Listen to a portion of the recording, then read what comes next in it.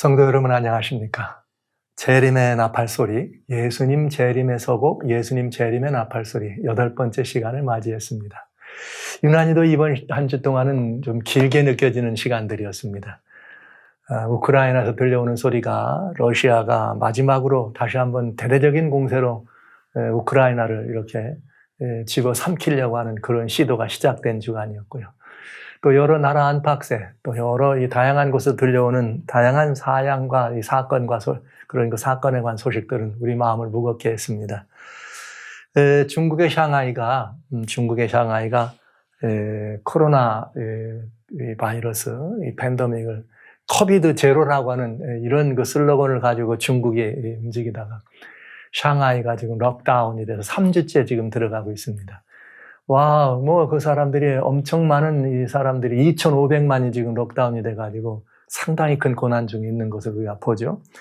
그 고난이 연결이 되어서 물류가 막혀가지고 세계 물류 시장이 지금 굉장히 어려워져서 러시아의 우크라이나 침공으로 말미암아 또 그걸로 인해서 이 에너지 문제에서 이 기름값이 올라가고 또 그러다 보면 또 상대적으로 이렇게 이 식량 문제 굉장히 문제가 돼서 곡식 얘기하는 그런 곡물 가격이 올라가고 있고 샹하이에서 이렇게 록다운하면서 물류 대란이 일어나가지고 전 세계에 이런 뭐 소비자 물가지수만 아니라 모든 것이 다 인플레이션 현상이 일어나면서 나라마다 큰 어려움들이 있는 그런 시절을 우리가 바라봅니다.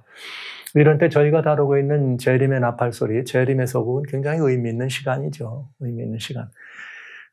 잠시 본 뉴스에서 이 샹하이에 있는 사람들이 불이 꺼지고 아파트에 이렇게 높은 그 아파트 숲처럼 새 있는 속에서 모든 사람들이 막 그 비명소리를 지르면서 배고프다고 비명소리를 지르는 소리들이 이렇게 영상 뉴스를 통해 나오면서 굉장히 심상치 않은 그런 조짐들을 보고 있습니다. 이런 문제들이 우리들에게 다시 한번 더 우리의 시선을 다시 오시는 예수님께 고정시키는 그런 때인 것은 두말할 나위가 없겠습니다. 오늘은 8번째 예수님의 재림의 나팔 소리를 가지고 여러분들과 같이 그날과 그 시는, 즉 예수님이 다시 오신다고 말씀하신 재림의 날과 재림의 시는 알 수 없는 일인가 하는 이 문제를 여러분과 같이 다뤄보려고 합니다. 재앙의 서곡이나 이렇게 그 서막이나 재림의 서곡을 여러분과 같이 들리면서 가장 많이 이렇게 질문이 되고 가장 많이 들려오는 소리가 목사님 생각에는 이렇게 공식적으로 표현하지 않으시지만 목사님 생각에는 언제쯤 이런 말을 가장 많은 질문을 들었습니다. 예, 그렇습니다. 언제든지 예수님 재림과 관련되어 있는 여러 가지 문제들을 다룰 때는 늘 그날과 그 시, 예수님의 재림과 그 시에 대한 이런 문제는 우리들에게 굉장히 중요한 의미가 있고 관심사지요. 몰라도 이상하고 안다 그러면 더 이상해지는 이런 것들이 바로 그날과 그 시에 관한 이야기입니다. 오늘 여러분과 저는 그 문제를 좀 다루는 시간을 갖겠습니다. 그도 그럴 만한 것이 주님께서 마지막 시대에 대해서 말씀하실 때는 마태복음 24장 44절에 이러므로 너희도 예비하고 있으라. 생각지 않은 때에 인자가 오리라. 그래서 거적같이 인자가 온다. 생각지 않은 때 인자가 온다. 이런 말씀들이 우리들로 하여금 그날이 언제인가? 그 시간이 언제인가를 알고 싶어하고 또 알기를 소원하는 그런, 또 아닌가 하면 또 반대편으로 그런 것들을 가지고 사람들을 미혹하는 그런 일들이 역사적으로도 지속돼서 있어 왔던 것도 사실이고 지금 시간에도 우리들에게는 늘 그런 부분들이 우리들의 관심의 대상인 것은 부정할 수 없는 일이죠. 그러다 보니까 예수님이 어느 때 오는지를 모른다고 하니까 더 뭐가 관심이 있어요? 언제 오실까에 관심이 있어요. 예수님 돌아가시고 승천하시고 부활하시고 승천하신 이후에 기독교 역사 속에는 지나간 약 한 2000여 년 시간이 지나면서 승천하신 이후에 2000여 년 지나면서 여러 번에 걸쳐서 예수님의 재림이 이렇게 가깝다, 재림이 가까웠다, 또 재림 하실 시간이 가까웠다면서 그런 재림의 시간을 가지고 정하는 그런 일들이 많이 있어 왔습니다. 500년대, 1000년대 뭐 이렇게 오면서 2000년대 들어와 가지고는 예수님의 재림의 시간을 정하는 그 범기독교적 운동이 있었죠. 그건 무엇인가? 1844년 10월 22일 예수님께서 이 땅에 오신다라고 하는 그런 소위 밀러주의라고 하는 이 재림운동이 있었습니다. 윌리엄 밀러는 침례교인이었죠. 그는 다니엘 8장 14절에 그때야 2300주와 이르니 그때야 성소가 정결함이 염을 입으리라는 그 말씀을 가지고 그 날을 정해서 처음에는 1843년으로 정했다가 다시 1844년으로 해서 10월 22일 그 날짜를 정하면서 예수님의 재림의 날짜를 정하고 침례교회 윌리엄 밀러가 시작한 운동이었지만 감리교인들이 많이 참여하고 장로교인들이 많이 참여했습니다. 그래서 장감침이라고 제가 이런 표현을 하죠. 침례교, 장로교회, 감리교회에 성도들이 많이 모여서 미국만이 아니라 유럽까지 어쩌면 뭐 전 세계적인 그런 재림운동의 현상들을 한 10여 년 해왔던 것을 알 수가 있습니다. 그러나 그들이 그렇게 주장했던 1844년 10월 22일 예수님은 오시지 않았죠. 그래서 많은 사람들이 신앙에 난파한 사람도 있고 또 이렇게 새로운 어떤 것들을 도모하는 그런 일도 있었던 것들이 사실입니다. 그러면서 또 이 사람들은 그 실망에 왜 예수님이 오시지 않았을까를 연구하면서 장로교회, 침례교회, 감리교회에 있던 그 목사님들 또 그리고 성도님들이 더 깊은 연구를 통해서 그런 이 문제를 가지고 새로운 이 교회가 탄생하죠. 날짜는 정하지는 않지만 그래도 예수님은 오신다. 그래서 제7일 안식일 예수 재림교회라고 하는 교회가 탄생하게 됩니다. 1863년 일입니다. 그러니까 여러분 제7일 안식일 예수 재림교회라 그러면 지금 무슨 뭐 날을 정하는 그런 교회는 아닙니다. 그러나 그때 그 재림운동의 후속타로 거기에 있던 사람들이 이제 그 날짜를 정하는 시한부 종말론의 그런 이런 그 문제들을 자기들이 나름대로 해결하면서 새로운 그런 가르침이라기보다는 지금까지 있어왔던 장로교회, 침례교회, 감리교회 이런 모든 가르침들을 성서적인 가르침들을 모았죠. 특별히 제7일 침례교회예요. 제7일 침례교회에서 안식일을 이렇게 구분하는 사람들의 그것이 성서적이다. 그래서 탄생한 교회가 그 교회입니다. 그러니까 오늘날 뭐 우리 특별히 한국의 기독교에서는 침례교회, 장로교회나 감리교회에서는 안식일 교회다. 그러면 그냥 막 이단시하는데 여러분 그게 누워서 침 받는 거예요. 그분들의 전신이 여러분들이에요. 장감침 3대 교파가 안식일 교회의 전신입니다. 그러니까 그들을 보고 이단하고 손가락질하는 건 여러분 누워서 침 받는 일이죠. 그러나 그들이 시한부 종말론이라 소위 밀러주의 운동을 일으키는 바람에 장로교회나 침례교회나 물론 윌리엄 밀러는 침례교인이었습니다. 감리교회에서는 그 운동을 우리 교인들이 주선했다 이런 표현하지 않죠. 그냥 밀러주의 운동이었다, 재림운동이었다 이렇게만 얘기합니다. 그러나 그리스도인으로서 그건 의로운 일이 아닌 것이죠. 그래서 저는 이 기독교가 서로 그런 어떤 문제를 가지고 이단시하고 정죄할 때는 그 배경을 잘 봐야 합니다. 그래서 여러분들도 그런 교회 역사적인 내막을 아시면은 안식일 교회라고 하는 교회에 대해서 막 이게 침을 받고 돌을 던지는 거는 그건 잘못된 일이에요. 서로는 도와주고 협력해서 더 분명한 성서 진리로 나와야 될 필요가 있는 기독교라고 하는 것, 개신교라고 하는 사실을 꼭 잊지 말아 주시기 바랍니다. 그런가 하면 이제 그것이 전 세계적인 운동이었지만은 그 이후에 또 다른 성경, 다니엘 7장에 나오는 특별히 24, 25절에 나오는 이게 10뿔 나오는 10뿔을 가운데 3뿔을 뽑고 나오는 작은 뿔, 하나님을 대적하는 적그리스도의 탄생을 얘기하면서 다니엘 7장의 성경을 해석하면서 1992년 10월 28일 예수님의 휴거가 있다. 이렇게 성도들의 휴거가 있다라고 하는 이야기를 주장한 소위 한국의 이장림 목사를 중심으로 했던 다미선교회가 있었습니다. 그들 역시 마찬가지로 뭐예요? 10월 28일로 날짜를 정한 거는 그날이 그 해에 이스라엘 민족의 대속제일이었어요. 1844년 10월 22일도 역시 윌리엄 밀러도 그 해에 1844년 10월 22일이 바로 이스라엘 사람들의 대속제이라고 하는 날이었습니다. 그러니까 이게 다 성경을 통해서 그런 날들을 정하는 운동들이 우리 주변에 왔다 갔다 한 거죠. 그래서 이장림 목사님이 했던 다미선교회 재림운동은 정말 대단했죠, 한국에서. 호국의 간성인 군인들이 탈영을 했습니다. 그리고 또 무슨 일을 했는가, 뭐 어떤 분들은 집 다 팔아가지고 막 나눠주기도 하고, 이 하늘 갈 건데 이거 필요 없다고 그런 사람들도 나오고, 막 그저 뭐 집을 떠난 사람들, 뭐 가족이 깨지기도 하고 난리가 났었어요. 이런 일들이 있었던 걸 우리가 봅니다. 그러니까 왜 그런가? 이런 운동들이 예비하고 있으라 생각지 않은 때 인자가 온다라고 하는 성경의 말씀이 있기 때문에 더 언제 오실까? 이런 문제에 대한 관심을 갖다 보니까 그렇게 성경 속에 있는 여러 가지 이런 그 이야기 가운데 그런 이 모습들을 보면서 시간들을 정하는 일들을 우리가 보게 된 것이죠. 그러나 이런 문제들에 대해서 우리 성경의 답은 아주 분명합니다. 마태복음 24장 36절에 그러나 그날과 그때는 아무도 모르나니 하늘의 천사도 아들도 모르고 오직 아버지만 아시느니라. 이렇게 되어 있습니다. 그러니까 오직 하나님 아버지만 우리 주님이 오시는 날을 알 수 있다. 근데 이상하죠? 그날이 예수님 재림 오는 날 아닙니까? 근데 예수님 재림 오는데 예수님 아들도 모른다 그러면 말이 돼요, 안 돼요? 안 되잖아요. 그러니까 이건 뭐냐? 예수님께서도 아버지 하나님께 모든 전권을 위임된 그 역사를 이루시는 분이라는 사실을 우리는 알 수가 있는 것입니다. 그래서 오직 아버지만 아시느니라 이렇게 말씀하셔서 제자들에게 이 말씀을 감람산에서 돌아가시기 전에 했지만은 예수님 부활하신 다음에는 승천하셨죠. 부활하시고 승천하실 때 제자들은 어때요? 또 이거 정말 예수님 이대로 가시면 안 되는데 주여 우리 어떻게 하면 좋습니까? 떠들어가다 걱정되지 않겠어요?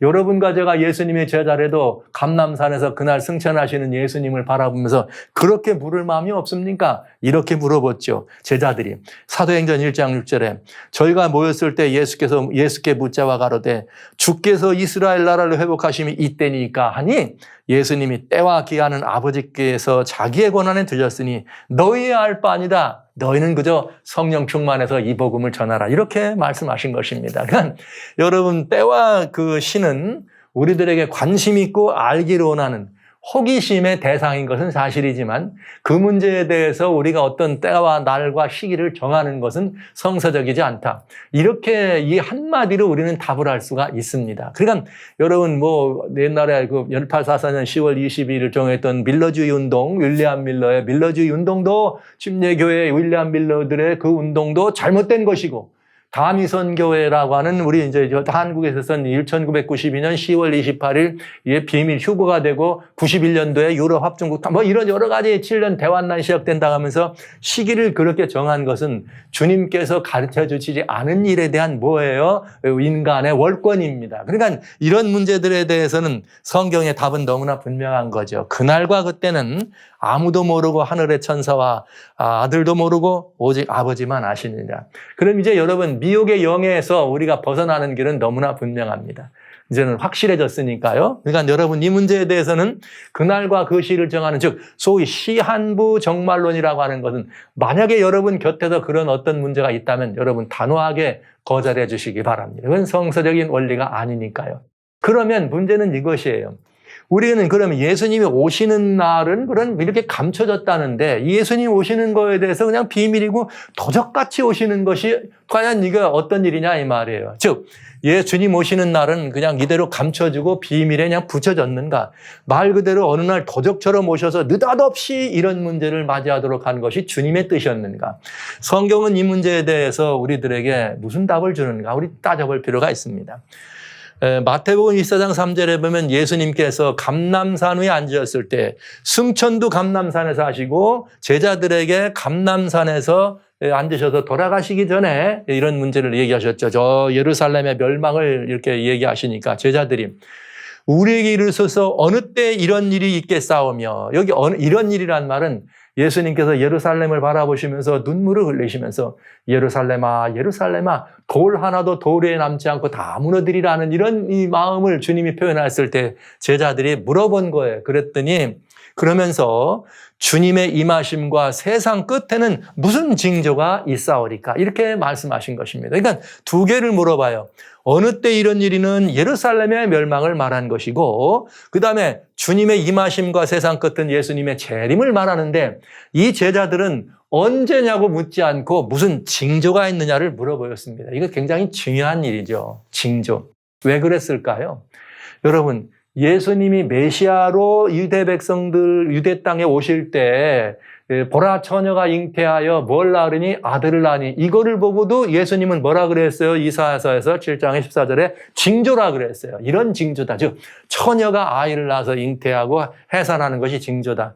이스라엘 사람들은 이제 그런 것들에서 징조라고 하는 것이 굉장히 중요한 것임을 알고 있었죠. 그래서 예수님께서 이 세상 끝에 대해서도 시기를 아는 것보다 징조를 아는 것이 더 중요했기 때문에 그날과 그 시를 말씀해 주지 않고 비밀에 붙이고 징조를 주신 것입니다. 그냥 징조를 안다면 예수님이 오시는, 날은 모르지만 예수님이 오시는 사건에 대해서는 비밀이 아니다, 비밀이 아니다 하는 것을 우리는 알 수가 있는 것이죠. 그래서 예수님이 또 그 다음에 뭐라고 말씀하셨는가?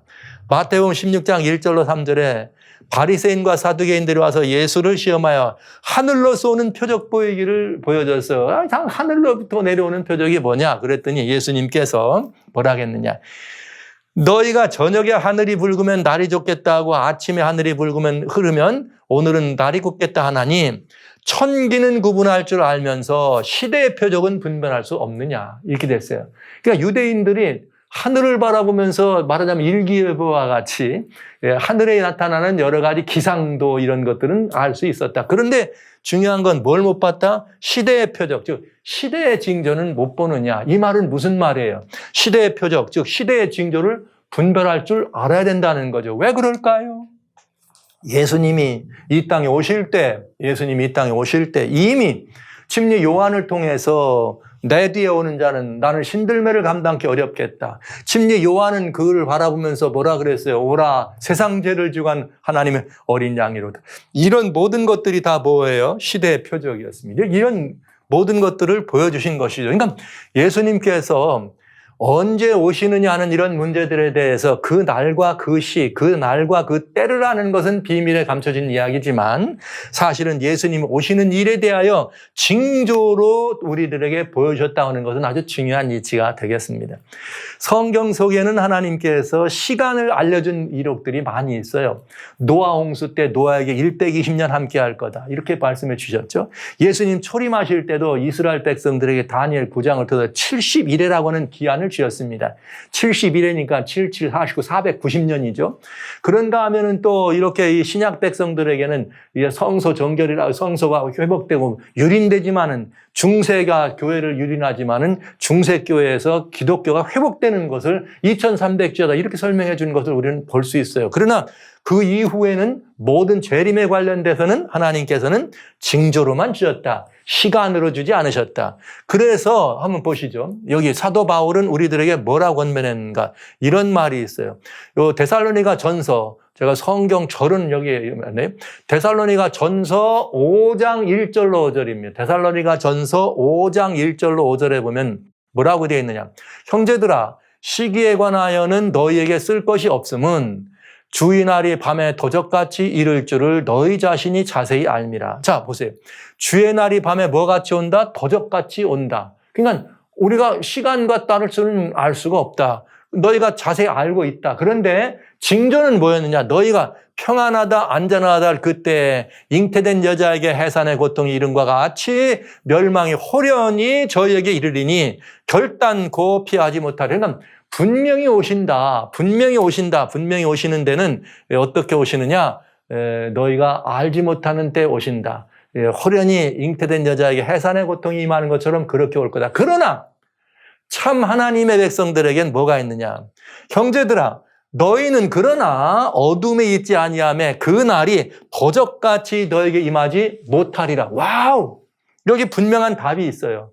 뭐라고 되어 있는가 하면은 그 날은 도적같이 온다고 말씀해 주셨습니다. 그러나 너희에게는 도적같이 오지 않는다. 왜요? 이 말은 무슨 말? 너희는 알 수 있다. 예비하고 알 수 있다. 그런데 그이가 도적같이 오지 못하는데 너희는 다 빛의 아들이요 낮의 아들이라 우리가 밤이나 어둠에 속하지 아니하나니. 이렇게 성경은 분명히 말씀하셨는데요. 그 날과 그 시는 모르도록 되어 있지만 언제 오시는지에 대하여 그리스도인은, 진짜 그리스도인은 어떻게 할 수 있다? 알 수 있다는 거예요. 뭘 통해서? 징조를 통해서. 그러니까 우리가 할 일은 뭐예요? 깨워서 살피는 거죠. 깨워서 살펴야 됩니다. 그러니까 여러분, 그 날과 그 시를 알려주시지 않은 것은, 그 날과 그 시를 알려주지 않으신 것은 무슨 이유냐? 그 이유는 무슨 이유냐? 우리는 볼 수 있어요. 알곡과 가라지. 참 백성과 거짓 백성, 그 모든 이 거짓 백성을 구별되게 하려는 확실한 방법이 바로 이것이었다. 그러니까 이게 무슨 말이냐면 이 그날과 그 시를 알려주시면 어떻게 될까요, 여러분? 만약에 2022년에 어느 날 성경에 2022년 어느 날 예수님 오신다고 기록됐으면 여러분 지금 뭐 하실 것 같아요? 네? 여러분 뭐 하실 것 같아요? 이야, 이 금년에 오신단다 막 열심히 지금 할 것 같죠? 천만에. 여러분 훌륭하신 분이지만 그러실 필요 없습니다.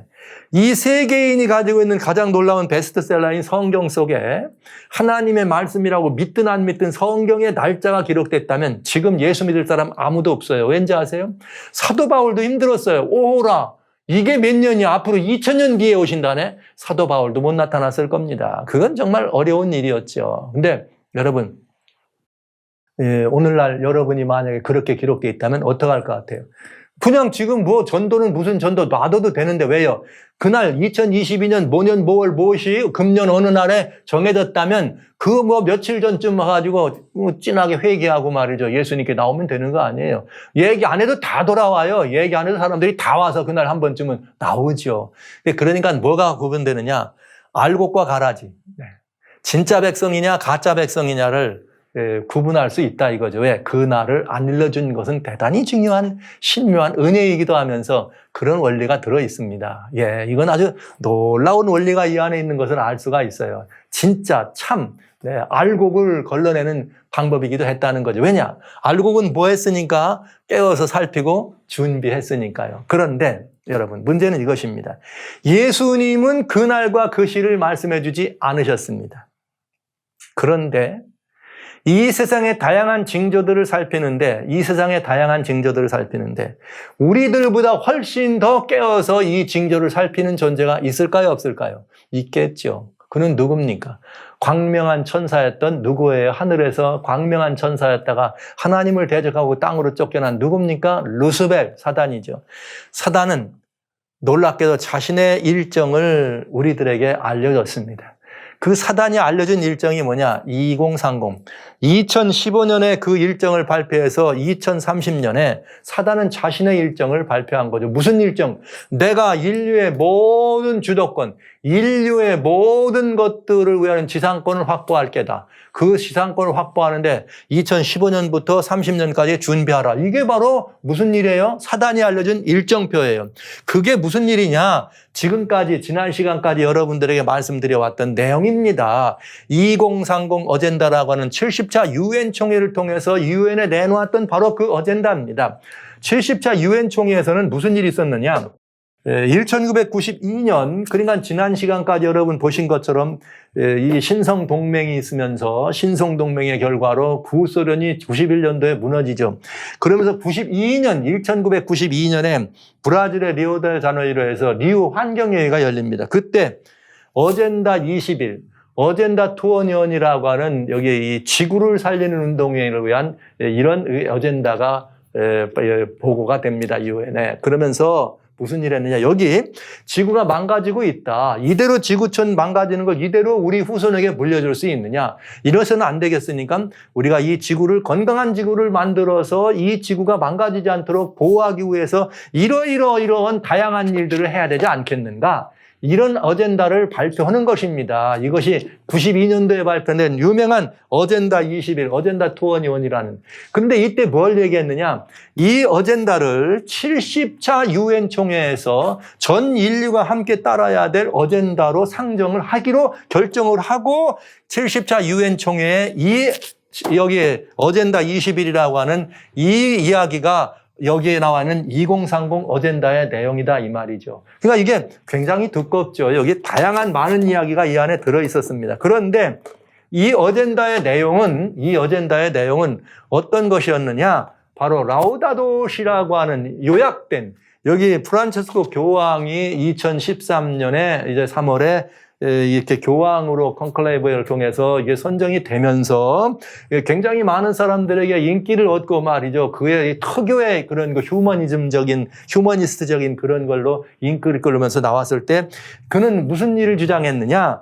나는 저 아시시의 프란체스코 이 성자를 나는 존경합니다. 그분의 가르침을 나는 실천하기를 원합니다. 그래서 내가 교황이 됐을 때 내 이름은 프란치스코라 이름을 바꿉니다. 그래서 그런 버르지오에서 프란체스코라는 이름으로 이렇게 등재되면서 교황의 자리에 오른 것이죠. 그래서 이것이 바로 여기 지구를 살리는 운동이라고 하는 이 운동, 이것에 대한 정신적인, 여기에는 방법과 수행 원칙들이 들어있지만 이것들의 정신적인 것, 이걸 하지 않으면 안 된다고 하는 그런 영적이고 정신적이고 사상적인 분명한 깨우침과 가르침들을 일목요연하게 요약해서 만들어놓은 말이 바로 라우다토시라. 그러면서 여기 제목도 뭐예요? 우리의 커먼홈, 우리의 지구촌을 돌보는 그런 일이다. 그래서 바로 여기 이 어젠다 21이라고 하는 이 어젠다는 라우다토시라고 하는 나중에 나온 그 내용이지만 이 내용에 더 잘 요약이 되어 있고 여기에 나와 있는 이것들을 수행할 수 있도록 하는 근본, 말하자면 아주 원전과 같은 교황의 교령집으로 인시클리클레라라고 하는 이런 교황 교령집으로 탄생하게 된 것입니다. 그래서 70차 유엔 총회 교황이 직접 그런 일을 얘기했고 어젠다 21이라고 하는 2030 어젠다를 내놓으면서 이 일을 하지 않으면 안 된다. 그리고 5년이 지난 다음 5년이 지난 2020년에 자기가 발표하고 얘기했던 이 내용이 어떻게 수행되는지를 확인하고 싶었기 때문에 만든 것이 글로벌 팩트라고 하는 것입니다. 처음에는 5월 14일 하려고 그랬다가 코로나 때문에 이 10월 달로 옮겨지면서 이것이 2020년 10월 달에, 즉 라우다토시라고 하는 2030 어젠다 2030년까지 이 일을 진행해야 되는데 15년이에요. 그 안에 5주년 기념으로 어떻게 진행되는지를 점검하기 위해서 이거를 점검하기 위해서 한 것이 글로벌 팩트다. 그러면서 같은 해 20년에 뭐가 된 거예요? 이 내용에 따라서 바로 다보스 포럼에서는 그레이트 리세트다라고 하는 이런 표현으로 이제 드디어 선언하면서 세계를 이렇게 등장시켰다는 거죠. 그러니까 이건 누군 일정표예요? 사단의 일정표다. 왜? 사단이 이 지구에서 뭘 갖기를 원하는 거예요. 지구촌의 모든 세계를 자기가 자기 손으로 장악해서 모든 사람들이 자기에게 경배하지 않으면 몇이든지 다 죽게 하는 최고의 지상권을 확보하기 위한 그 대안으로 미리 그 일을 진행했다 이 말입니다. 이것을 성경은 우리에게 보여줬고 요한계시록은 그걸 우리에게 보여줬기 때문에 저는 여러분들이 계속해서 요한계시록이 보여주는 예언의 일정표들을 얘기해 준 것입니다. 자, 이런 일정들을 계시록에서는 보여줘서 우리는 일정들을 예의 살피고 있는데 너무나 놀랍게도 사단이 2030이라고 하는 2030년까지 일을 이룬다고 하는 뭘 발표하는 거예요? 차단의 일정을 발표한 거예요. 그럼 사단이 지상권을 확보하는 때가 언제냐? 바로 종교통합, 정치통합, 경제통합이 맞춰지면 짐승을 위하여 우상을 세우고 짐승의 표를 강요하는 이 사건이 뭐라는 거예요? 이 사건이 사단이 지상권을 갖는 날이다. 그리고 그 지상권을 갖게 되면 뭐가 이루어진다? 일곱 재앙이 터진다. 성경이 이렇게 됐으니까 우리는 말이죠. 그날과 그 시는 모르지만 사단이 자기 일정을 정해놨으니까 얼마나 잘 우리는 이걸 알 수가 있어요. 그래서 여기 2015년부터 생각된 2030이라는 이 일정은 사단이 정해놓은 일정이기 때문에 여러분 잊으시면 안 됩니다. 이제 그러고 보니까 5년이 지나가도 다 잊어버려. 그 다음에 2022년이 지금 됐어요. 앞으로 얼마 남았습니까? 22년이니까 8년 남았는데 다 잊어버려. 아무도 관심이 없는 거죠. 사단은 자기가 속속들이 이 일정을 얘기하고 있는데요. 그런데 지난번에 1차 글로벌 팩트가 그런 일을 하고 세계에 있는 지도자들이 모여가지고 글로벌 팩트에 사인하면 지도자들이 사인하면 나라들이 다 사인하는 게 되잖아요. 여기 나라뿐만 아니라 경제뿐만 아니라 교육만 아니라 사회만 아니라 여러 가지 문화 다양한 형편에서 다양한 모든 계층의 워럴드 리더들이 와서 그거 하겠다, 우리가 함께 가겠다고 했다면 이건 완전히 이루어지는 거 아닙니까? 그때에 코로나 때문에 그것이 안 이루어졌다면 뭐하라고 하는 거예요? 반드시 글로벌 팩트는 1차 때 그렇게 이루어졌지만은 2차가 있을 수밖에 없다. 그러면 그 2차는 언제 될 거냐 이 말이에요. 그런데 이미 금년 22년에는 금년 22년에는 10월에 뭐가 있다?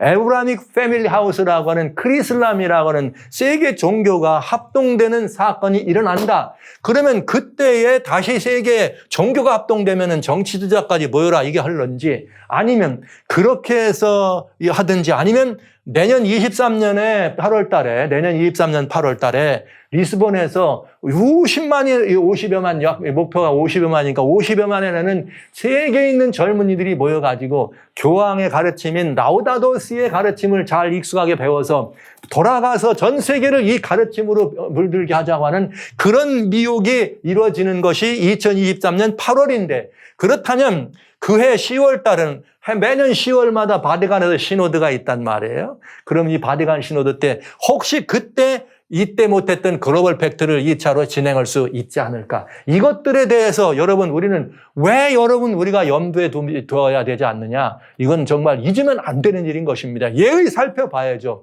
이건 누가 정한 일정표예요? 2030이라고 하는 어둠의 세력이 사단이 정한 일정표입니다. 그러면 사단은 그 일을 이루기 위해서 어떻게 할 거예요? 그 일을 이루기 위해서 얼마나 애를 쓰겠습니까? 여러분 한번 잘 생각해 보십시오. 사단은 그 일을 위해서 얼마나 애를 쓰겠어요? 그러니까 지금 우리 그리스도인들은 그냥 맨날 가면서 여러분 그저 SNS 다니면서 까똑 좋은 얘기하고 이런 거 관심 갖지 마시고, 지금 사단이 진행하고 이것이 이렇게 진행되고 있다. 그럼 우리가 어찌할꼬 이 문제에 대해서 생각하고 이 문제에 대해서 깊이 이 마음을 쓰는 것이 그리스도인들의 당연한 이치입니다. 형제들아, 때와 시기에 관한 너희가 말할 말이 없다. 왜? 너희가 분명히 알기 때문에. 그러나 주님의 날이 도적같이 온다는 걸 너희가 분명히 안다. 그러나 형제들아, 우리는 도적같이 온다 안 온다? 아니다. 왜냐? 우리는 어둠이 있고 밤이 있다 할지라도 깨어있는 사람들이기 때문에 어떻게 한다? 예비할 수 있다는 거죠. 그래서 저는 여러분들에게 바로 이 일들을 계속해서 말씀을 드리는 것입니다. 그렇게 해서 그 어젠다에 사인을 하게 되면, 이루어지면은 그게 바로 뭐예요? 중세 우상인 교권 우상이 세워진다 이 말이에요. 교권 우상이란 말은 여러분 늘 말씀드리지만 교회가 하나님 자리를 대신한다 이 말이죠. 그런데 에브라믹 패밀리 하우스라고 하는 교회가 선다 말이에요. 제국교회가, 세계교회가. 그러면 그것이 바로 교회가 하나님 자리를 대신할 수 있는 충분한 여지가 있지 않습니까? 그러니까 우리는 그 문제에 대해서 깊이 살펴봐야 한다는 것이죠. 사단은 이미 2030년까지 하겠다 그랬는데 금년에 그게 선다 그러면 여러분 당연히 이 문제에 대해서 생각해 봐야 되지 않겠습니까? 그러니까 성도 여러분, 이 문제에 대해서 많이 이해하셔야 되고 깊이 관심을 가져야 된다. 그런데 하나님 말씀 요한계시록에는 13장에 뭐라 그랬어요? 그렇게 해서 우상이 서게 되면 우상이 뭐 하더라? 말하더라. 우상이 말한다는 것은 다시 말씀드리지만 그 우상이 가지고, 우상이라고 하는 말하자면 교권이라 그랬어요. 그럼 교권이 무슨 말을 하느냐? 바로 이거죠. 교권이란 말을 그걸 통해서 하나님께 경배하는 것이 아니라 누구에게 나가도록 하는? 어둠의 주권자 사단에게 나가도록 하는 바로 그 일이죠. 그에 나가게 하기 위해서 하는 일이 뭐다? 그것이 바로 지난 시간에 말씀드린 라우다도시에 있는 가르침을 실천하게 될 거다. 구체화된다.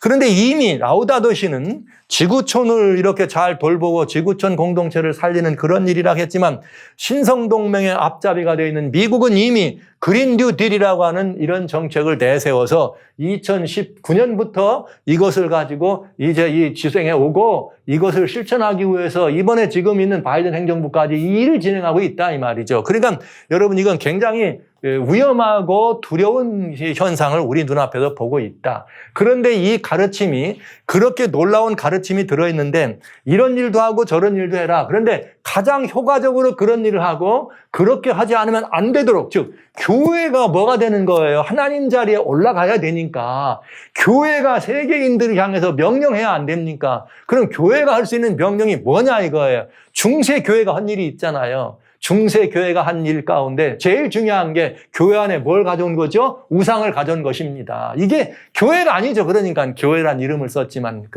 이 중세 교회의 타락한 기독교가 그런 아주 이 배도를 자행했던 것은 우리는 알 수가 있는 것이죠. 그런데 그것을 이루기 위해서 미국을 앞장 세워가지고 교권 우상이 서는데 말씀드린 것처럼 라우다도 시에 들어있는 것처럼 세계 통합이 우선이 된다. 그런데 세계 통합이 지금 여러분 말씀드렸던 것처럼 이렇게 금년과 또 내년까지 진행될 이런 문제들을 보면서 이건 아주 위험한 현재 상황이 일어나고 있다. 언제일지 모르지만 이런 일이 벌어진다. 이게 되면 우상이 서게 된다. 그때 우상이 서게 되면 여러분 기독교인들은 어떻게 될까요? 참교인들은 어려워지겠죠. 그런데 이 라우다도 시의 가르침이 이 안에 들어있는데 우상이 서게 되면 우상이 말하게 한다는 말은 이 가르침이 실천된다. 지난 시간 여러분들에게 자세히 말씀드렸습니다. 그런데 이것에 이 책의 결론처럼 이것을 이루기 위해서 우리가 해야 될 일이 있는데 그것은 뭐냐? 바로 235쪽이기라고도 하고 235번 넘버가 다 있어요. 이 안에는 각 섹터마다 넘버가 있는데 그 넘버가 235번에는 성례전, 예배에 참석하도록 하는 거죠. 예배를 통해서 하나님과 이렇게 교통하고, 그런데 그 예배 중에는 유카리스트라고 하는 말은 뭐냐면 성찬이에요. 성찬 예배가, 예배라고 하는 큰 틀이 여러 가지 다양한 예배 중에서 성찬 예배가 있다. 이 성찬은 뭐예요? 예수님의 몸에 참여하는 거거든. 예수님의 몸에 참여하는 것이기 때문에 이 성찬을 거행하는 것은 온 우주가 범아일체 하나 되기자 하는 굉장히 중요한 all brothers, 여기 말한 것처럼 all brothers가 되는 아주 중요한 원리가 된다. 그러니까 여러분 교회가 아닌 데서 무슨 성체식을 하겠느냐? 그러나 그건 알 수 없는 일이죠. 중세교회가 해왔으니까요. 그래서 직접 예수님께 나가지 못하고 하고 교회를 통해서만 나가도록 하는 그런 일을 해왔잖아요. 그래서 여러분 이건 대단히 위험한 일이지만 여러분 꼭 마음을 쓰시고 열어두셔야 됩니다. 이거는 어둠의 종이는 일정이 됩니다. 그런데 236번에 성찬이라 되어 있고 237번에는 뭐가 되어 있느냐? 237번에는 프랑스도 라우다도시 237페이지에 분명하게 뭐에 대해서 일요일이라고 하는 말이 들어있다 이 말이에요. 오늘날 현대 기독교는 일요일을 주일, 예수님이 부활하신 날을 기념한다 이렇게 말해요. 그런데 그렇게 해서 예수님 부활을 기념하는 것 여러분 어때요? 훌륭한 일이잖아요. 그러나 이 라우다도시에서 말하는 이 일요일은 주님의 부활을 기념해서 하는 그런 의미하고는 전혀 다른 의미, 결국은 전 세계인을 하나 되게 하는, 세계인을 하나 되게 하는 그래서 결국은 이 짐승의 우상으로 서게 되는 이런 일들로 가는 일이라고 하는 것이기 때문에 여러분 우리는 굉장히 중요한 깨달음을 여기서 갖게 되는 것입니다. 그래서 지금까지는 여러분들이 주일 혹은 일요일 예배라고 하는 말을 여러분들이 그렇게 부담 없이 예수님의 부활을 기념해서 그런 일을 수행하는 것을 여러분들이 이렇게 마음 편하게 해오셨지만 이제 이것이 이런 일이 됐을 때 그때는 그 일요일이라고 하는 것이 여기 말한 것처럼 완전히 지금 이 교회 교리강령 나와 있는 것처럼 나라의 법적으로 즉 법적인 그런 성일로 그걸 정해버리면 그건 이제 종교 자유가 없는 거죠, 여러분. 대단히 위험한 발상이 되는 거죠. 그래서 강제될 수 있다. 그러면 인간의 양심을 유린하는 것이 종교라고 된다면 그건 가짜 종교가 되는 것이죠. 그래서 이것이 나라들이 제국교회가 되면서 전 세계가 이런 일을 할 때 뭘로 전 세계인이 싸우지 말자 해야 되죠. 처음에 정의사회 구현, 힘 있는 자나 힘 없는 자나 하나 돼야 된다. 그러니까 싸우지 말라 이렇게 하려면은 이 전쟁에 이렇게 있을 때 조용히 그런 것들을 내려놓을 수 있는 그런 날. 아니면 있는 자와 가진 자, 없는 자와 가진 자들이 함께 합동될 수 있는 그런 날. 이런 모습으로 이렇게 해서 하나 되도록 하는 매우 중요한 그 요소로 사용할 수 있겠다. 이렇게 되겠습니다. 이런 일들을 요한계시록 13장 11절은 뭐라 그랬는가? 양같이 올라왔지만 용처럼 말하는 나라가 됐다. 그것은 여러분 우리가 두말할 것 없이 미국이라는 건 여러 번 말씀을 드렸으니까요. 그래서 그 나라가 용처럼 말한다. 즉 말하자면 속이 뭐가 들은 거예요? 예수님이 뭐라고 말씀하셨습니까? 사람이 먹는 것이 나를 더럽히지 않는다. 내 입으로 뭐 하는 거? 나온 것이 나를 더럽힌다. 왜냐? 사람의 마음 가운데는 온갖 추한 죄악들이 내 밖으로 나오니까. 그러니까 여기 보세요. 모세는 양 같은 모습이었지만 용처럼 말한다는 말은 여기서 뭐가 나오는 거예요? 사단의 정신이 나온 거죠. 사단의 마음을 품었단 말이죠. 사단이라는 거죠. 결국은 이 나라 미국이 그런 일을 앞장서서 할 때에 뭐가 강요되는 거예요? 소위 말하는 짐승의 표. 짐승을 위하여 우상을 세우라 얘기한 다음에는 짐승의 표를 받게 하고 그렇지 않으면 우상을 경배하지 않으면 몇이든지 죽게 한다. 이 표를 받지 않으면 그 방법으로 뭐 하는 거예요? 사고 파는 일을 못하게 한다. 이렇게 돼 있는 것입니다. 이것이 지금까지 여러분들과 같이 예수님의 재림과 관련되어 있는 계시록의 일정을 통해서 봤던 아주 중요한 이야기들이었어요. 자, 그런데 제가 오늘 반복해서 말씀드리는 것 같지만 왜냐하면 너무 잊어버리시니까 2030 이거를 자꾸 잊어버리니까 제가 이렇게 강조해서 말씀드릴 수밖에 없어요. 한번 따져보세요. 여러분이 만약에 이렇게 우리 계산해 볼 수 있어요. 사단의 자리에 내가 앉은다면 어떡할 것 같아요? 2030 때까지 이거 사야 되겠다 했으면 그거보다 천천히 갈까요? 그거보다 빨리 할까요? 하나님을 아는 사람은 그걸 보고 큰일 났다. 사단이 이렇게 하네? 그러면 바로 다음에 이렇게 우상이 서게 되면 재앙이 오는데 그렇게 생각하고 백성들이 준비하면 그 준비를 하지 못하도록 하기 위해서 누가 역사할까요? 사단이 역사하겠죠. 그러면 어떡할 거예요? 2030보다 빨리 할 것 같아요? 더디 할 것 같아요? 여러분들이 판단해 보시기 바랍니다. 이제 이 문제에 대해서 제가 계속해서 재림의 나팔소에서 보겠지만은 자, 지금 현재 우리는 그런 상황을 보기 때문에 이번에 러시아가 우크라이나를 침공한 것은 절묘하게도 자, 곡물 가격이 지금 우크라이나를 통해서 농사를 못 지니까 올라간다 그래. 여러분, 곡물값 올라가면 가난한 나라는 힘들어져요. 이번 샹하이에서 록다운 하니까 배급 줘. 배급 주는데 보니까 당근 5쪼가리, 뭐 배추 한 포기하고 무슨 뭐 통닭 한 마리, 생닭 한 마리 줬습니다. 이거를 가지고 몇 사람이 일주일씩 어떻게 살아요? 뭐 그런 것처럼 이번에 러시아 우크라이나 침공한 사건은 뭐냐?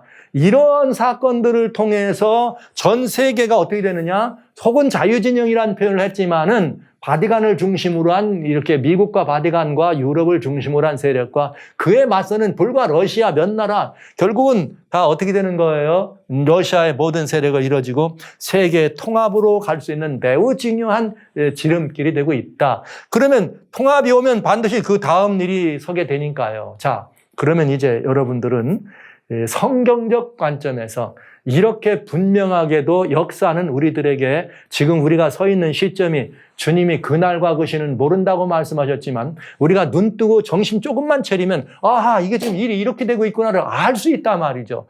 그래서 주님 오시는 날에 대해서 여러분 끝까지 또 보셔야 돼요. 그래도 우리는 그날을 알 수 있는가? 알 수 있다잖아요. 그 시간은 모르지만 보세요. 다니엘 12장 8절로 10절에 내가 듣고도 깨닫지 못한지라. 이게 무슨 말인가? 다니엘 12장에 대군 미가엘이 일어나. 대군 미가엘이 일어나가지고 환난을 줘. 예. 그 다음에 환난을 주면서 어떤 사람들은 살아서 부활하고 어떤 사람은 영원히 이렇게 수치기를 당할 거다. 이렇게 설명해 주니까 다니엘이 도무지 감이 안 잡힌 거죠. 언제 여러분 부활이라는 사건이 일어납니까? 예수님 재림에 관한 이야기잖아요. 다니엘 12장에 대군 미가엘이 일어나가지고 그때 자던 자 가운데 깨어서 영광에 들어가고 자던 자 가운데 깨어서 영광에 들어가고 나머지는 수욕을 받아서 멸망에 들어간다. 그건 언제 일어나는 일이에요? 예수님 재림 때 일어나는 일 아닙니까? 그러나 바울은 다니엘이 내가 듣고도 깨닫지 못했다 그랬어요. 그러면서 가로되 주여 이 모든 일의 결국에 어떠해야 되겠습니까? 했더니 마지막까지 보여줬는데 다니엘이 깨닫지를 못한 거예요. 그러니까 뭐라 그래요? 다니엘아 가라. 이 말은 마지막 때까지 간수하고 봉함하다. 그 다음 마지막 때 일이다. 이 말이죠. 그런데 뭐라고 말했나 잘 보세요. 많은 사람이 연단을 받아 스스로 정결하게 하며 희게 할 것이나 악한 사람은 악을 행하리니. 예. 그러니까 딱 역사가 갈라지는 거죠. 누가 정결하게 됩니까? 예수님 안에 있는 사람이 정결하게 되죠. 환난을 통해서 성경은 이렇게 말했어요. 그리스도인들이 하나님 나라에 합당하냐 안 합당하냐 하는 거는 하나님 나라에 합당하냐 안 합당하는 거는 성경의 데살로니가 후서의 1장에 이렇게 말했습니다. 형제들아 여기 뭐라고 말씀하셨는가 하면 1장 4절에 너희의 참는 모든 핍박과 환난 중에 너희 인내와 믿음을 인하여 하나님의 여러 교회에서 우리가 친히 자랑함이라.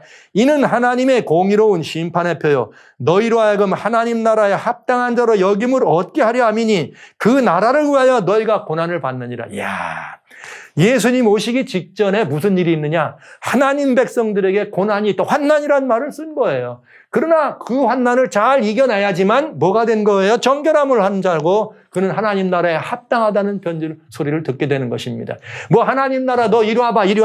너 하늘나라에 들어갈 수 있냐 없냐 조사해가지고 너 됐다 안 됐다 하는 게 아니에요. 하나님 나라의 마지막에 짐승의 표와 짐승의 우상에 경배하도록 하는 이유는 안 하면 죽인다고 하는 거죠. no, 나는 그래도 하나님밖에 없어요. 그는 누구예요? 스스로 정결하게 한 자예요. 그러나 나 사고 파는 일을 못한다 그러면 굶어 죽을까 봐 두려워서 나 알겠습니다 하고 짐승에게 넙적 엎드리면 그는 뭐예요? 하나님 나라에 합당한 사람이 아닌 거죠. 그래서 이렇게 돼 있어요. 악한 사람은 악을 행하는데 악한 자는 아무도 깨닫지 못하되 오직 지혜 있는 자는 깨달으려. 뭘 깨달아요? 이 말씀 깨닫는 거죠.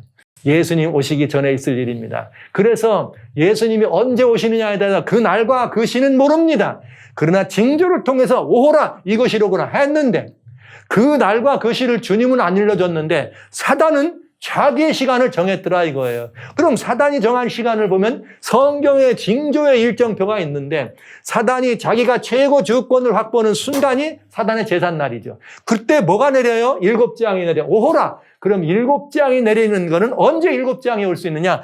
이 사단이 일정을 정했으니 이렇구나. 2030이구나. 그러면 2030년에 그런 일이 벌어진다면 그 이후에 재앙이 올 거고 사단이 만약에 그거를 땡기면 시간을 안 일러준 건 바로 그런 이유가 있죠. 징조는 당겨질 수도 있고 늘어질 수도 있습니다. 그러니까 사단이 만약에 그걸 더 애썼는데도 잘 안 되면 더 갈 것이고 사단이 핍박하고 압제해서 빨리 땡겨지면 그날이 빨리 올 수 있다 이거죠. 그러니까 여러분 지금 우리는 아주 중요한 시점에 마지막 사건을 눈에 목격하고 있는 즉 사단이 시간을 정해놓고 사단이 뭐라고 말이야 15년 동안에 이렇게 돼서 내가 최고 자리 가겠다 이런 말을 했다 이 말이에요. 그래서 그렇게 되는데 그거를 뭐라고 표현했느냐 못 깨달으니까 다니엘에게 이 다니엘 12장 11절로 12절에 이렇게 얘기한 거예요. 마지막 때인데 매일 드리는 제사를 폐하며 멸망케 할 미울 물건을 세운다. 그럼 멸망케 한 미울 물건을 세운다는 말은 우상을 세운다 이 말이에요. 우상을 세우면 구원을 위해서 누구한테 나가야 돼? 우상에게 나가는 거죠. 그게 계시록 13장에 나와 있는 말 아닙니까? 여러분 14절로 15절에 우상을 세우고 우상으로 말하게 하고 경배하지 않으면 다 죽이겠다. 그러니까 여기 분명해진 거죠. 그럼 매일 드리는 제사는 제사장들이 맨날 드리는 거예요. 하루에 2번씩. 그러면 매일 드리는 제사를 못 드리겠다는 말은 누가 드리는 제사가 매일 드리는 제사냐? 제사장. 우리가 제사장 아닙니까? 신약시대. 우리는 왕 같은 제사장. 그러니까 그리스도인들이 예수님께 직접 나가야 되는데 그걸 못 나가게 한다 이 말이죠. 언제 그런 일이 있었죠? 중세에 그런 일이 있었습니다. 그냥 그 중세가 다시 뭐가 된다는 거예요? 반복된다는 거예요. 그러면서 그 물건을 세울 때부터 1290일을 지내고 1335일을 지내는 사람은 복이 있다. 할렐루야. 이렇게 말씀해 주신 것입니다. 그러니까 여러분 우리는 속을 이유가 없습니다. 뭐만 보면 분명해져요. 여기 사단이 정한 일정이 있기 때문에 와 이거 따지고 보니까 말이야 이렇게 됐네. 우상을 세우네. 그래서 예수님이 뭐라고 말씀하셨느냐. 예수님이 말씀하시기를 다니엘의 말한 바 멸망에 가증한 것이 거룩한 것에 선 것을 보라. 그러면 이거부터 뭐라고 그랬어요? 1290일을 지난다고 이렇게 안 됐습니까? 너무나 분명하지 않습니까? 이게 언제 사건이에요? 마지막 사건 아닙니까? 그러면 예언을 풀어가는 과정에서 1290일을 지난다 그랬으면은 1290일을 지나는데 성경 예언 해석에는 상징은 상징으로 푸는 게 있어요. 1일 1년 원칙, 연일 원칙이라고. 그러면 이게 만약에 막 1일이 1년이면 1290일이 1일이 1년이면 1290년이 돼버리니까 우리하고 적용이 안 되잖아요. 그러나 예수님은 다시 하나 보여주시기를 예루살렘의 멸망을 보여줬다 이 말이죠. 그러니 예루살렘의 멸망을 또 보여주시면서 예루살렘의 멸망이 들어가는 그 사건은 너무나 분명하게도 우리들의 마지막 때 반복될 사건을 보여주셨기 때문에 그 1290이라는 거는 연일 원칙을 쓰는 것이 아니라 현실적 적용을 해야 된다 이렇게 말씀을 드린 것입니다. 자, 이렇잖아요. 그러니까 여러분 이 모든 것들은 다 시간이 아닙니다. 징조입니다. 그러나 놀랍게도 사단이 우리를 도와주고 있는 거죠. 사단이 자충수를 둔 거예요. 사단이 일정표를 정해놓는 거로 말미암아서 우리는 뭘 알고 있어요? 예수님이 오시는 시간은 알지 못하지만 그 이전에 있는 환난이나 핍박이 언제 진행되는구나를 알 수 있게 됐다 이 말이에요. 예, 그래서 여러분 휴거된다고 하는 사람들의 말 이게 기독교의 아주 마지막 때 어마어마한 미혹이라는 말씀을 제가 자꾸 드리는 거예요. 세대주의의 미혹이 바로 거기에 있는 것입니다.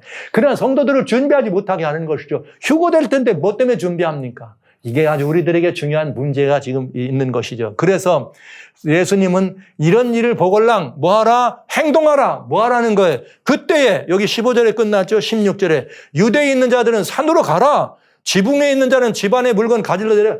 이 얼마나 급하면 이렇게 하라 그랬겠어요. 아무것도 안 나가도 된다 이 말은 무슨 말이에요? 하나님이 책임지신다는 거 아닙니까? 이 아브라함이 창세기 12장에 너 내 본토 친척 아비의 집을 떠나 내가 내게 지시할 곳으로 가라. 예 주님 할 때 나갈 바를 알지 못하고 나갔다 그랬습니다. 아브라함이 뭐 어디로 갈지도 모르는데 바리바리 싸가지고 준비했겠어요? No, 아니죠. 누가 책임지시는 거예요? 하나님이 책임지신 것입니다. 우리들에게 그걸 일러주신 것입니다. 그러면서 도망하는 일이 겨울이나 안식일이 되지 않도록 기도하라. 저는 여러분들에게 이 말씀을 강조해 드리는 것입니다. 겨울이나 안식일이, 이게 대단히 중요한 하나님의 역사적 상황이로구나. 자, 그러면 이제 여러분들에게 다시 질문하겠습니다. 우상에 서는 일이 얼마나 가까운가? 얼마나 오래 갈 것 같아요? 여러분, 이 말은 우상이 서는 일이 가깝고 얼마나 오래 갈까? 이 말은 곧 무슨 말이냐? 예수님 재림이 가까웠다는 말이에요. 그러니까 두려워할 일이 아니고 세상에 일어나는 일들을 바라보시면서 두려워할 일이 아니고 무서워 떨 일이 아니고 뭘 해야 되는가? 주님 오실 날이 가깝네? 더 신명나야 되는 거죠. 더 신명나고 오직 우리들 말이죠. 예수께로 시선을 집중하라는 그런 시간 아닙니까? 그래서 재앙의 서막이나 여러분 이 재림의 서곡을 여러분에게 말씀을 드리면서 제가 여러분들에게 강조해드리고 싶은 것은 때가 가까웠으니 두려워하라. 때가 가까웠으니 뭐하라. 이걸 말씀드리는 것이 아니라 때가 가까웠으니 주님이 때가 가깝다. 그러니 어떡하라? 기뻐하라. 더 하나님의 능력으로 충만하라. 그래서 어떤 환난이나 어떤 시험도 이길 수 있도록 믿음으로 반석 위에 서라. 이 말씀을 드리는 것입니다. 여러분 이것이 우리들에게 가장 중요한 역사가 되겠습니다. 예수님의 재림은 여러분 보시기 얼마나 가까운 것 같아요. 네? 얼마나 오래 기다리면 될 것 같습니까? 생각 같아서는 그날과 그 시가 일러졌으면 좋을 뻔했죠. 그러나 그날과 그 시가 없는 게 얼마나 다행스러운지. 주님께서 우리의 상태나 어둠의 상태를 보시고 약간씩은 또 그 시간적인 뭐가 있어요? 늘리기도 하고 줄이기도 할 수 있는 그런 융통성이 있다. 융통성이라는 표현이 좀 그렇습니다만 그런 주님의 섭리와 은혜의 시간이 있다는 걸 생각하면 얼마나 위로가 되는지. 사랑하신 성도 여러분, 이것입니다. 주님이 오시는 날은 감춰져 있는가? No, 아니다. 얼마든지 열려있다. 우리가 그 날과 그 시를 정확히 알지는 못하지만 언제 오실 거라는 것에 대하여 징조로 보여주시고 우리 주변에 일어난 일들을 통해서 그때가 가까웠음을 알 수가 있다. 그러니까 이 아침에 해가 뜨기 전에 여러분이 가장 그 새벽 미명이 어둡대잖아요. 가장 이 아침 해가 뜨기 직전에 지금 이 시절을 바라보면 정말 가장 어두운 시절 같아. 그러면 그날이 가깝다는 걸 알 수가 있겠습니다. 그러니까 우리는 주님의 권면의 말씀을 들어야 돼요. 너희가 또한 이 시기를 알거니와. 어떻게 알아요, 주님? 주님께서 우리에게 써주지 않았는데 어떻게 압니까? 징조로 압니다. 어떻게 합니까? 세상 형편을 보면서 아는 것입니다. 그런데 사단이 우리를 도와줬어요. 저는 맞아. 사단이 그렇게 한 거에 대해서 자충수를 뒀구나. 그래, 고맙다. 왜요? 2015년부터 30년 사이에 이런 일을 하겠다고 했으니 2030이라는 어젠다를 탁 내놓고 이 모든 일을 해나가고 있으니 그거 오호라. 사단 너 제삿날이야, 그날이. 결국은 사단이 자기 제삿날 올려놓은 거예요. 그렇다면 우리는 금방 깨달아야지. 지혜 있는 자는 어떻게 한다? 알 수 있다. 그래서 깨달을 수 있다는 사실을 기도하면서 자다가 깰 때가 벌써 되었나니 이는 이제 우리의 구원이 처음 믿을 때보다 가까웠다. 밤이 깊고 낮이 가까웠으니 그러므로 우리가 어둠의 일을 벗고 빛의 갑옷을 입자. 낮에와 같이 단정하고 방탕과 술 취하지 말며 음란과 호색하지 말며 쟁투와 시기하지 말고 오직 주 예수 그리스도로 옷 입으라. 아멘. 오직 주 예수 그리스도로 옷 입으라. 여러분, 저는 여기 여러분 무엇보다 다 개인적인 이런 일들, 방탕, 술 취하고 음란, 호색, 이게 다 개인적인 거라면 쟁투. 시기도 내 안에 있는 거니까 쟁투. 이거 둘이 하는 거죠. 둘 이상 있어야 하는 거죠. 그리스도인들은 싸우면 안 돼요. 다투면 안 돼요. 가정에서나 교회에서나 다투지 마십시오. 다투는 것은 하나님께서 원하는 것이 아닙니다. 사단이 먼저 항상 다투기를 좋아하는 그런 영의 존재입니다. 그러니까 여러분, 그리스도인 다투지 말고 오직 예수님으로 뭐하라? 옷 입으라. 여러분 이 말씀을 명심하시면서 뭐 해야 될까? 회개하라. 주의 약속은 어떤 이에 더디다고 더딘 것처럼 더딘 것이 아니라 오래 참으사 아무도 멸망치 않고 다 회개하게 이르기를 원하시네. 할렐루야. 이분이 우리 주님이세요. 이분이 우리 하나님이십니다. 그러니까 이 하나님이 우리를 뭐 하는 거예요? 회개해서 다 구원받게 하려고 지금 기다리시는 거예요. 그래서 징조를 주신 게 너무 좋은 거죠. 왜? 시간으로 주셨으면 할 길이 없잖아요. 주님이 시건하시는 분이 아니니까. 그러나 징조로 주셨으니까 아이고 아이고 내 사랑하는 내 새끼 조금만 있으면 완전히 막 구원에 들어오겠네. 지금 저 악에서 빠졌지만 야 저거 잠시이면 돌아오겠네. 그러면 주님이 기다려 주신다. 그 기다려주시는 하나님의 사랑을 여기서 우리는 보는 것입니다. 우리가 할 일은 먼저 된 우리는 예수로 옷 입고 우리가 예수님처럼 예수님으로 옷 입고 살아가는 우리의 모습을 보여줄 때 많은 사람들이 이 은혜와 감동이 돼서 누구를 보고 보이지 않는 예수님이 아니라 걸어다니는 이 예수님을 닮은 사람들을 통해서 예수님을 발견하고 어떻게 하는 거예요? 회개하고 어떻게 할 거다? 올 거다 이 말이죠. 그날을 기다리는 것이 우리들의 삶이 돼야 안 되겠습니까? 성도 여러분, 예수님으로 옷 입으시기 바랍니다. 그리스도신 예수님으로 옷 입으셔야 됩니다. 우리는 오늘날 어떤 시대를 살고 있는가? 바로 이것입니다. 이것들을 증거하신 이가 가로사대 내가 진실로 속혀리라. 아멘, 아멘. 주 예수의 옷이 없어서. 여러분, 지금 여러분들이 예수님으로 옷 입고 예수님의 나팔 소리가 바로 들리는 이 시간 예수님의 나팔 소리를 들으시려면 꼭 하실 일이 있습니다. 그 이유는 뭔가? 예수님 오실 때 당신을 기다리는 자를 데리러 오신다고 히브리서 9장 28절에 말씀하셨네요. 그렇다면 저는 여러분들에게 지체하지 말고 회개는 뭐냐? 그냥 석 달 전을 울고 눈물, 콧물 흘리는 거 이거 회개라고 생각하지 마시고 그거 아무나 막 그거 해서 되는 게 아니고 회개는 뭐냐? 지금 즉방에 예수님을 여러분의 말씀에 영접해 드리세요. 아멘. 주 예수에 어떻게 하셔서 옷이 없어서 이게 회개예요. 이게 여러분 지금 내 안에 예수님이 오시라고 아멘 주 예수의 옷이 없어서 내일이 아닙니다. 모레가 아닙니다. 한 달 뒤가 아닙니다. 20년 뒤가 아닙니다. 10년 뒤가 아닙니다. 아멘 주 예수의 옷이 없어서 오늘 내 안에 예수님 들어오시면 할렐루야. 그날이 바로 그에게는 누구예요? 예수님 재림을 영접하는 것과 마찬가지 날이 되겠습니다. 그래서 내가 예수님을 영접하고 주님과 함께 그 사랑의 하나님 아드님의 나라에서 함께 더불어 살아갈 때 여러분 우리는 예수로 옷 입은 사람이 되는 것이고 그런 우리를 바라볼 때 사람들이 오라 나도 주님께로 나가야 되겠다. 그리 안 되겠습니까? 그래서 오래 참으시는 주님께서 그날이 도적같이 오지 않도록 그들을 불러내시는 하나라도 멸망시키지 않고 살라오는 하나님의 사랑을 우리가 대변할 수 있지 않은가 하는 이야기인 것입니다. 성도 여러분, 그 날과 그 시가 우리에게 알려지지 않았다 할지라도 우리는 그 날과 그 시는 모르지만 주님이 오실 때를 압니다. 저는 바로 지금 어둠이 정해놓은 일정표를 맞춰보니까 더 이렇게 그날이 가까운 것을 여러분과 같이 볼 수가 있네요. 그래서 저는 여러분과 같이 그날을 기다리신 여러분, 우리가 어떻게 하는 것인가? 상도들이 어찌할 것인가?